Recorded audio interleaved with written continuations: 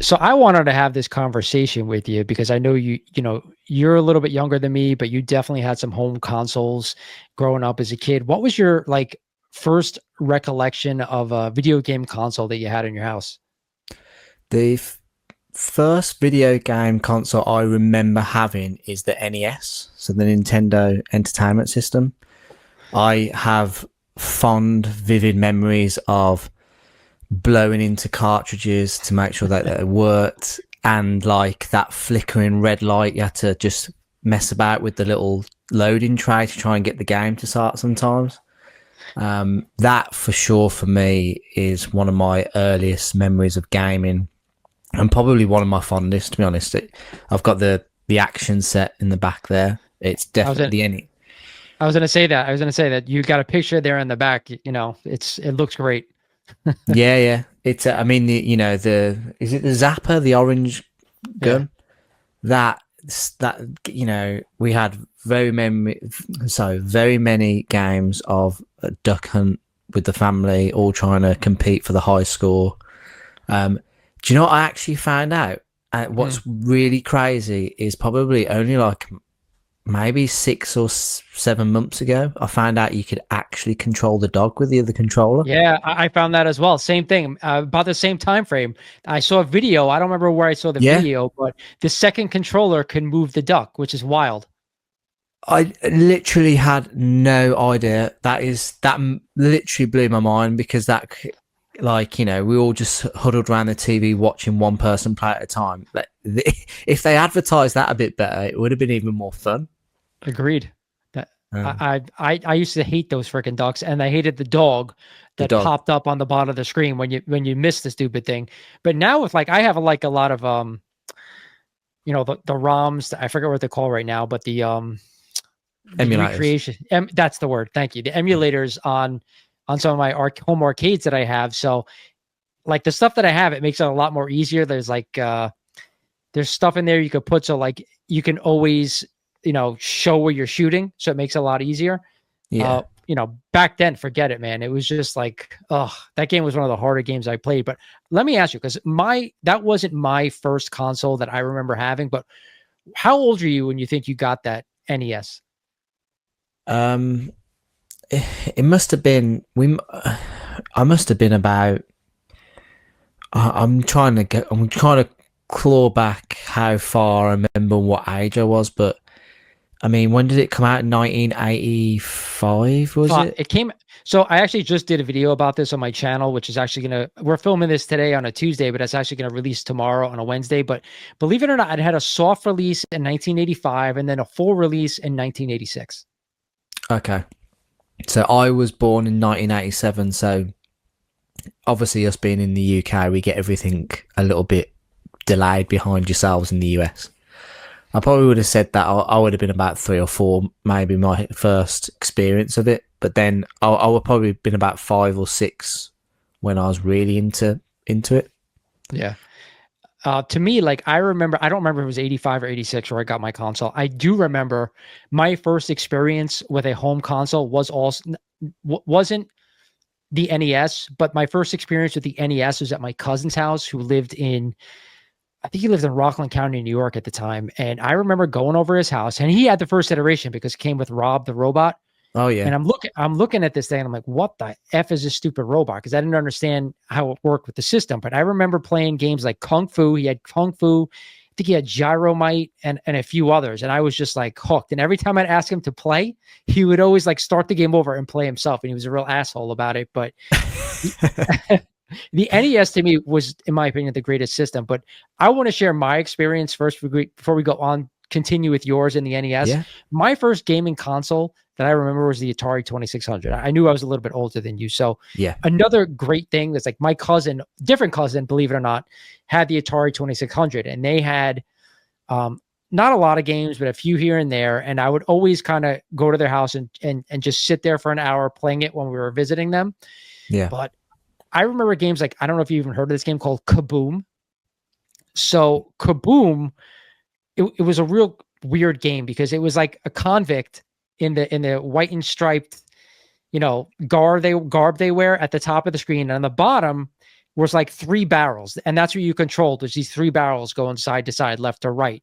I actually mentioned it with Ricky when we were talking about video games, Yeah. and it's the guy drops bombs from the top of the screen, and you have to catch them in these barrels. And if one of them falls to the floor, you lose a life. So that's my greatest memory on the Atari 2600. Besides Pitfalls, another game that I played constantly.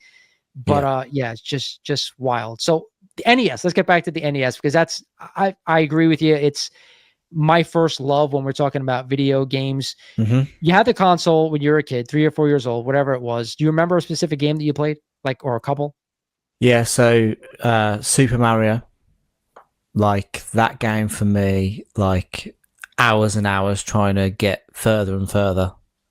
But in true, games back in the 80s and the 90s were a lot more difficult than they are now today. I don't know if, like, if you play modern games, but there's checkpoints, there's save points. If you die, you're not really dead. But on these games, you go back all the way to the beginning, man. Like if you lose all your lives. Yep. So it is frustrating. And I probably would say it probably caused a lot of stress and anxiety for little kids. Like not dying. And, like it doesn't help when the timer as well. It's got a timer on the level. So even if you try to be careful, like the time runs out, you lose a life. So, yeah, definitely Super Mario Brothers. I only actually really clocked that game on the Nintendo Switch because it has that, like, if you die, you can rewind and go back, so you can kind of save yourself. Yeah. But yeah, that game for me was awesome. Kids today that don't know the pain that we went through. You know how many controllers I threw at all of my systems back then? Atari 2600, NES. I mean, in order for us to save a game, we'd have to like pause and leave it on all night and then come back to it the next day, right? So there was no save. It was just like, all right, I have to leave this on. And then maybe your parents saw the light on and they shut it off on you. And I remember losing my mind more than once on my dad doing that. Yeah. Those were the days. And, like we're talking about the Nintendo Zapper. Like that gun doesn't work with modern TVs. It only works with CRT TVs. Yeah. So like it's kind of, unless, CRTVs at the moment go for quite a bit of money. They're quite valuable. But with the modern like LCDs or OLEDs and stuff like that, they're not compatible. But I'm just checking out the Duck Hunt box here because I've got it here, and I was hoping on the back it was saying about controlling the ducks, but it says 1 or 2 players, so you kind of think that just means that not that you can control the duck. They need to advertise that better. But you know what? That game was ported from an arcade, so that game was in the arcades, and you couldn't do that in the arcade that I knew of. Like there was no way that someone could use the other gun because it came with 2 guns in the arcade. That someone could flail the other gun and move the duck. So I don't know if that's something they added in. Have you tried it? That's the next thing because I haven't tried it yet. So is it true? I've not tried it. I don't even know. I've not tried it, to be fair. But the only thing I would probably say is these were always like in the action set there that it came on like a double cartridge with Super Mario. Yes. So. And you never really got like instruction manuals were just thrown out like willy-nilly back then. So there was never anything really about it. So this is, as an adult, is the first time I've actually got like a box of it.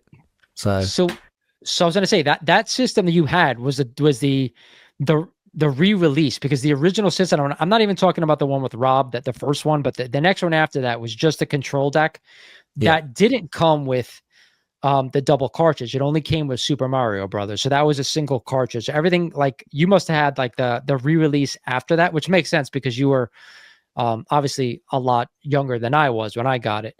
Yeah. But the other thing I've just recently learned doing that other video about NES was that, believe it or not, the Super Mario Brothers game, the original, didn't perform well in Europe compared to the US. The US, it was a massive hit, but it didn't perform well in Europe.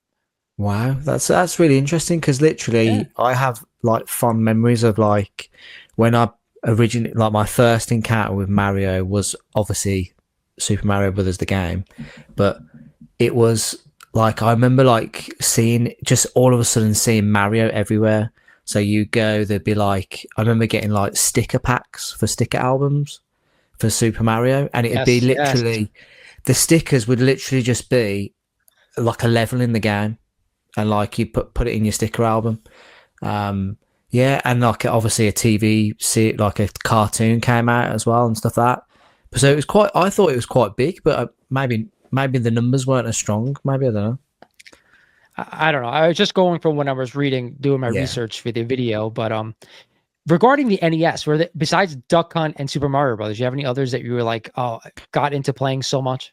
yeah. So Batman, the 1989 Batman game, the Turtles game was unbelievably challenging, especially like early on in the game. Like there's sometimes with like you just can't carry on playing it. You get to a certain point, you're like, I can't do this. Like You're talking about the original Turtles game, right? Not the arcade that they got the second release.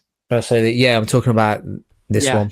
yeah. That's the one they should have just gone with the arcade from the beginning. They Uh, decided to go a different route, so but this is a masterpiece, an absolute yeah. masterpiece. This game, but this is difficult.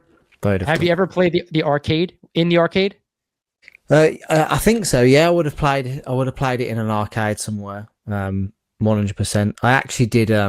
They had on the PlayStation Plus, like maybe a few months back, they had like the I want to. It's like a compilation of all the Turtles games over the years. So like I pretty much did most of them on that. It was quite easy to play. And again, you could kind of rewind and go back if you got stuck. That's what's good about modern gaming right now. It's like you get to play all the classics for an inexpensive price, which is great. I remember the Turtles game strictly from the arcade. It did have both versions, the one you showed on the NES, but you're right. Yeah. That original Turtles game I had, and it was so difficulty that I gave up at some point and just kind of moved on to another game. But back to what you were saying, you played Turtles, you played Duck Hunt, Super Mario. Obviously, Super Mario 3 was Super Mario. That was another great game. Awesome. Phenomenal. I remember when that game originally released. So I don't know if you remember the movie The Wizard with Fred Savage. No, I'm not familiar with that one. Dude, when you have 2 hours to waste, go look for the movie The Wizard with Fred Savage. It's about this kid who's like autistic, and he's like a whiz at some of these video games, and he runs away from home, and they're heading to California to play in this tournament, and they released Super Mario Brothers 3, and this is before the game came out in the United States. Oh, wow. So it was our first look at the game before it actually came out. And I remember going to that movie like, oh my God, everybody was so hyped for that game. And when it came out, I remember calling every Toys R Us around to see if they had the game. I remember I was at work with my father, and I'd be sitting there just like in the freaking phone book, because that's how it was back in the day. You had to go to Yellow Pages and look at every toy store, and I'd be calling everybody, do you have this? Do you have this? Finally, I found one about 20 minutes away from his work, and he took me there after work, and I got it. And that game was a lot easier than the original Super Mario Brothers. Yeah, it was. Yeah. Nonetheless, a great game. Well, the additional power of being able to like fly and stuff was great. To be fair. Absolutely, absolutely. Do you play any sports game on the NES? So what? No. So there was like I remember there's like a Formula One game, which was okay, but I think that the sport one that probably stood out for me was was it Punch Out? Was it not Punch Out? Was it Punch Out? Punch Out, Mike Tyson's Punch Out, or the regular one? Because Tyson's Punch Out came out in like 87, I think, and then a couple years later they released Mike Tyson. His contract expired, and they just re-released it as Punch Out with a different guy at the end, Mr. Dream. Yeah, I don't. I mean, it's one of those things where it's like that's almost like, what do they call that? The Mandela effect, where it's like people remember it from that, but then when you get a copy of it, that's not how I remember it. Like, yeah, you know what I mean? No, I think I would have had the second version, to be fair, because I don't remember Mike Tyson being on it, but I remember I remember seeing that in like a video and stuff about it, to be fair. That game, Mike Tyson's Punch Out, to me was the greatest game. I don't want to say for any console ever, but especially for the NES, I believe that's the #1 game of all time, because the hype surrounding that game. So I have a story to tell when it comes to this game because it's one of my fondest memories as a kid. Okay. So if you go back and watch some of the commercials, but for that, you've got to beat Mike Tyson. Mike Tyson's Punch-Out from Nintendo. Now you're playing with power. the commercials for the Mike Tyson's Punch-Out video game was unbelievable. It's basically him in a dark room with a bunch of TVs, and he's like shadow boxing in the commercial, and the hype around the game was crazy. So again, that was another game where I remember it was almost around Christmas time, and my dad kept telling me, I'm looking everywhere for this game and I can't find it. I guess he was trying to like tell me like, you may not get this thing because it's really hard to find. Yeah. So I gave him a list of another game, which happened to be Ghosts and Goblins. I don't know if you ever played that, but I said, if you can't get it, I'd like this game as well. So, I don't remember where we were. It might've been a KB or whatever. And he's like, all right, I'm going to get you Ghosts and Goblins. And I knew it's Christmas, but he's like, listen, let me just get it just in case you can't find the other one. You know what's coming, whatever. I said, okay, fine. So come Christmas morning. Okay. And like I said, this is my most fondest memory I have as a kid. Under the tree, just me and my dad. That's how I grew up. We're unboxing presents, stuff like that. And I get to the last gift and it's that Nintendo box. So I'm thinking, all right, Ghosts and Goblins. Ghosts and Goblins. I open that thing and it's Mike Tyson's Punch-Out. And when I said I was like floored, I was so excited and so happy, man. He spoofed me. He got me, and I ended up going to my aunt's house later, and she gave me the Ghosts and Goblins. But it was just like I was so ecstatic to get that game, man. It was like one of my best experiences I ever had. But if you go back and play that game now, it's just as hard as it was back in the day. Still some great memories fighting some of these guys like King Hippo, Don Flamenco, and I can name them all because I still play to this game on my emulators now, but such an iconic game.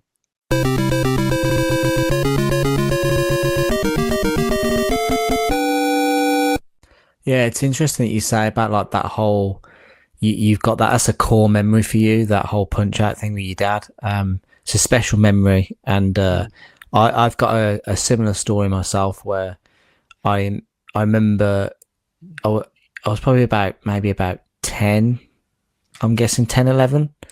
And then I opened at Christmas, like my mum and dad had split up when I was really young, and my dad had got me some Christmas presents, and I was opening them. Let me stop you right there because I'm the same way. My parents split up when I was really young as well. So okay. Yeah.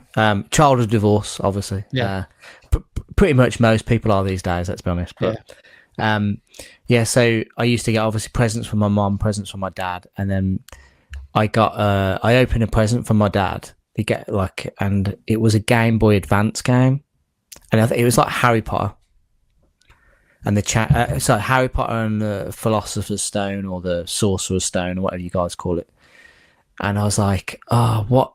Like in my head, I was thinking, what a dickhead! Like I've only got a Game Boy Color or whatever it was. I was like, he's bought me like the wrong game, and I was like, So anyway, so I'm opening a few more, and I was like, he's bought me another Game Boy Advance game. I was like, why?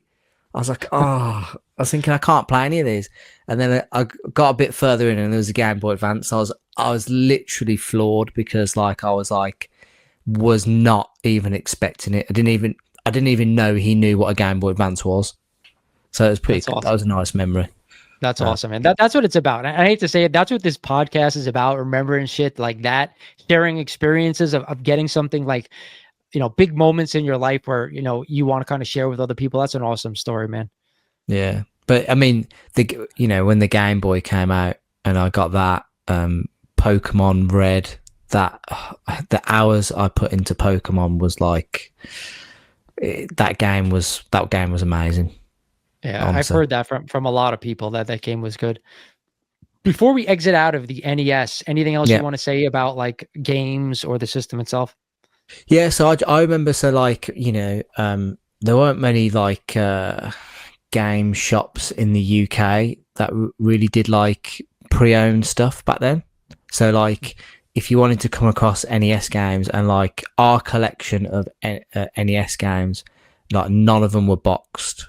Like no manuals. It was all literally just the cartridges in like almost like a suitcase, like a plastic suitcase that we kept them all in. And we have these things called car boot sales here, where people literally just, they go to an open field, pull up in their cars, put like a table and a blanket down, and they sell goods. Like they sell like their pre-owned stuff, Like a flea market. like a flea market, yeah. And that's where I would go. I literally would spend hours going, like, looking for Nintendo games, and like you'd be like, "Oh, how much are your Nintendo games?" And they'll be like, "Oh, 50p," and you'll be like, "Oh, I've only got 30p. Would you take 30p?" And we just amassed like an amazing collection of games. So like I was really spoilt in terms of the games that I had available to play for the NES, and it's just, I have like that's not my original one because we lost it when we moved like years and years ago, but I bought this probably about, when you become like an adult and you earn adult money. Yeah. Like I think probably one of my first paychecks I went out and bought this. Like I have one right here. I don't know if you could see it, but right behind some of these games is I have the same exact set. I bought it about a year ago at a toy show. But yeah, listen, we want to recapture our youth and remember some of the stuff that it kind of made us who we are, and definitely the Nintendo was one of those things. But back to what you said, like about like you were able to still like trade in games a little bit and like buy games at like a flea market. When I was growing up with the NES, we didn't have any of that stuff. My greatest memory of going to like buy a game or find a game is Toys R Us. Did you guys have a Toys R Us where you are? Yeah, we had one in the city. So do you remember, at least the one here, you tell me if it was the same by you, but they had one aisle of just a wall of NES games, and on the opposite wall was Sega Genesis games or the Sega Master System games. It is what it was. And it was just like the pictures of the game. And under the picture was like a receipt that you had to take out and bring to the register. And then you would pay for it. And then you take that receipt to like another place in Toys R Us, and they would come out of the back with the game. Did you guys have it like that? No. So my only memory, I remember like probably the last time I probably went to a Toys R Us, because they closed down over here, was probably when I got my GameCube, which was what, 2000 long time after 5 maybe. Yeah. There's absolutely, I can't even remember when that was. 2004, sometime around there, 2003. But like my earliest memory of Toys R Us was really toys. I don't remember ever seeing games when I was younger there. Let me tell you, man, taking that ticket up to the counter, because sometimes you'd get there for a game you were looking for and the tickets would be out, meaning they were out of stock of the game. That is the worst disappointment you could have as a kid, walking up to that game and seeing that box right there and having no tickets underneath.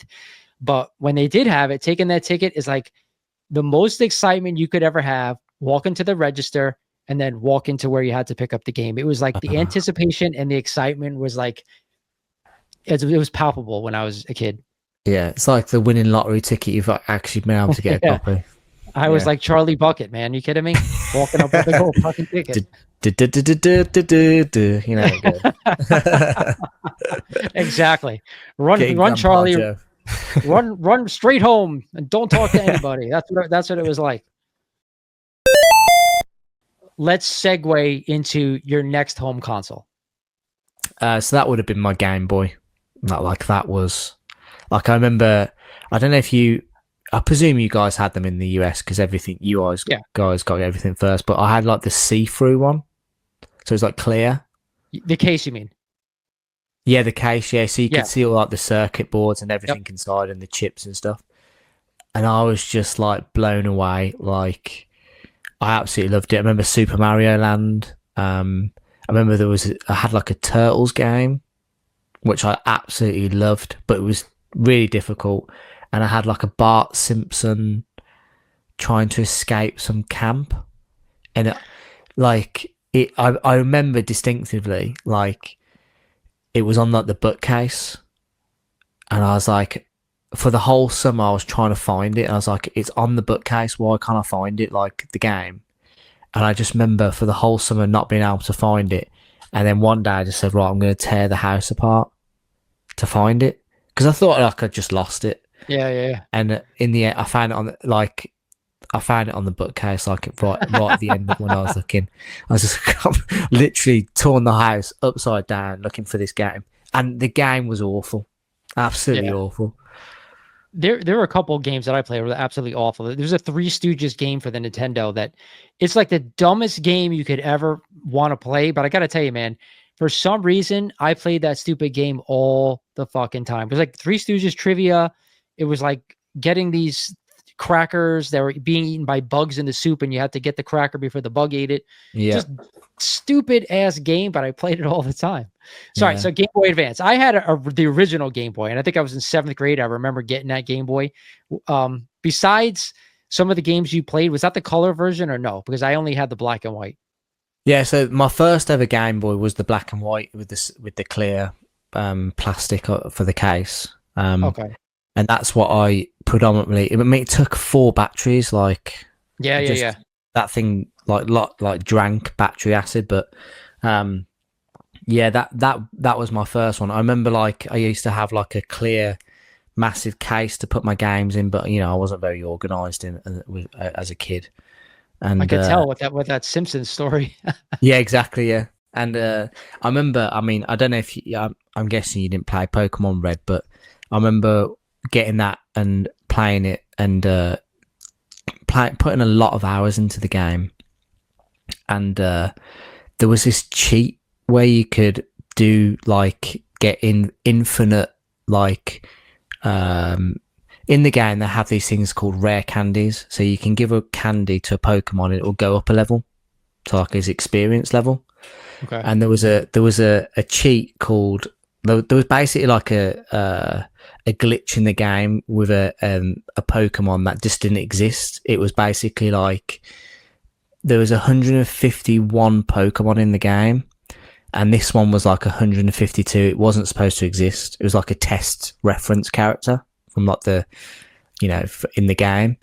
And you used to be able to do, if you did like things in certain order and like moved in the right way, you used to be able to go and find him. And if you fought him and you caught him, like you'd be able to get infinite objects like in your inventory. And that those rare candies meant that you could level up your Pokemon to like level 99 or 100. And I remember doing that for the first time and be like, oh my God, this is amazing. Like, I can't believe this is in the game. Yeah. Leveled up all my Pokemon. I probably put like 25 hours into the game easily. And the next time I went to go and switch my Game Boy on, the game had corrupted and I lost the save. And I was like, man, that, like, it was heartbreaking. Because I was literally like, at my friend's house and I was going to show him what to do and how to get to it. And I was like, fired at my Game Boy and it was like, where the hell is my save gone? Like, but you heard about these things, but you just didn't think it would happen to you. What I was meant to say earlier was that after Punch Out, there was a game I really loved on the NES called Exciter Bike. Yeah, Excite Bike. Of course, that was one of the originals. That was honestly, that was up there with one of my favorite just casual playing games. Like you could just go and have a bit of fun on it and like 5, 10 minutes, 15 minutes, and then just switch off. It was good. That was another game that was ported from an arcade. So that's where Nintendo, I think, why it was so iconic. And we could talk about Nintendo for 2 hours here. That's why I call it the greatest console ever, because a lot of those games that Nintendo already had as arcades, they were able to port to the NES. And that's what I think made the console a tremendous success. Some of the other ones, sports-wise, for the NES, I'm trying to think now, that Nintendo had like right out of the gate, but I'm drawing a blank. But again, we could spend the entire show talking about NES, how great that console was. We kind of missed out the Super Nintendo, because the Super Nintendo is probably it's very up there with the NES, but it's I never owned it as a kid. Like, it was for some reason, it's one of those consoles where I just skipped out. I actually only became like aware of like and played the games like emulating them as a teenager. Mm-hmm. like Chrono Trigger, Maximum Carnage, like that. The Final Fantasy on the Super NES was very good as well. Oh, was it? Yeah. Yeah. Zelda Link to the Past. Oh, Yep. what a game. Honestly, what a game. It's a lot better than the NES game, if I'm being honest. I thought that was quite... The original Zelda to me it's a top 5 game of all time for me because it was so unique. It would drive me nuts because you didn't know where anything was, and you didn't know there were secret rooms you had to bomb. How would you even think to know that until somebody would tell me, who I was going to school with, hey, if you do this, that's there. Like, it took me forever to beat that game. Did you ever see, have you ever seen the videos of like the Nintendo call center staff with people ringing up about Zelda? And the guys are geniuses, aren't they? Because they're like, oh yeah, if you go back to the Forbidden Forest and you go through the door on the left and like you put a bomb there, you're like, geez Louise, like, how are you supposed to know that? Because the internet did not even exist. I know. I remember they used to try to get like the game books. And I used to try to find the game books when I'd go to like a store, because there's no internet back then. You can't go on and look and see, well, how do I do this like the kids can do now? It was just like, either you knew somebody who did it, the call center, like you said, which if I did that, my father would wring my neck because it was like a 1-900 number or whatever it was. It would cost a fortune. But like, we had so many struggles because you'd get to a point in the game and then you had nowhere else to go. And that's how I was with Zelda for a really long time, until I figured out some other stuff that somebody probably told me. I don't even remember at this point. Yeah. And was you disappointed with the second Zelda? Adventure of Link, I hated that game. Yeah. I thought it was such a far off... It's completely far removed from the original, isn't it? Exactly. It's not even close to what it was. I understand the route they went. It was like a side-scrolling game instead of the map thing. And I just thought it was terrible. I could never get into it like I was the original. So that, again, like Zelda, the original Zelda, Zelda 2, Castlevania. Oh, I just never saw them for sale. Like, you know, like when I was at car boot sales and stuff. So I never got to play them as a kid. Again, when I emulated, I was able to play them. Make sure you check out that video I did at the top. I did. I watched it. Yeah, I watched it. Yeah. All right. It's out for members, but it's not out for everybody else yet, dude. The Castlevania was also one of my absolute favorite games. You see how we keep going back to the NES and how it's inspirational. Yeah, what an effect that system had on everything else. If you'd like to become a sponsor here on the Mighty Rewind Podcast, make sure you reach out at the Mighty Rewind Podcast at gmail.com.